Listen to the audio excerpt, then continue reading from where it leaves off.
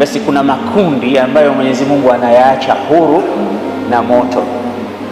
Mwenyezi Mungu atujalie miongoni mwa hao.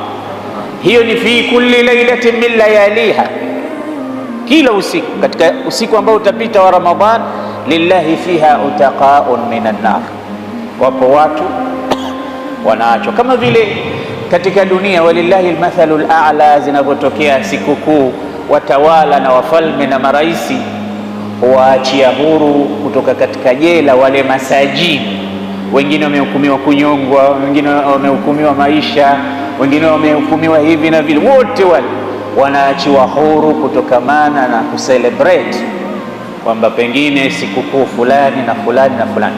Kwa celebration yetu sisi kama Ramadhan, Malikul Muluk alladhi huwa Allah anawaachia huru kila usiku ujao katika nyusiku za Ramadhan waja wake. Utaona jambo ni lile lile la kusamehewa madhambi. Lakini pia picha nyingine kama hiyo ya kusamehewa madhambi, Mtume alikuwa anapanda katika mimbari yake, wakamsikia waumini akisema amin amin amin mara 3 bila ya kumsikia muombaji dua, tukio ambalo liliwashangaza wengi. Kabidi wamuulize, ya Rasulullah, umesema amin mara 3 lakini sijui sababu ilikuwa nini, ulikuwa unaitikia dua gani? Mtume akawaambia sababu yake, atani Jibril.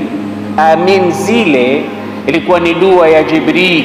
Jibril alikuwa anaomba, anasema raghima anfumriin, amepata hasara kubwa mtu ambaye dakhala Ramadhanu thumma kharaja wa lam yughfaru lahu, imeingia Ramadhani alafu ikaondoka Ramadhani bila ya huyu mtu kusamehewa madhambi.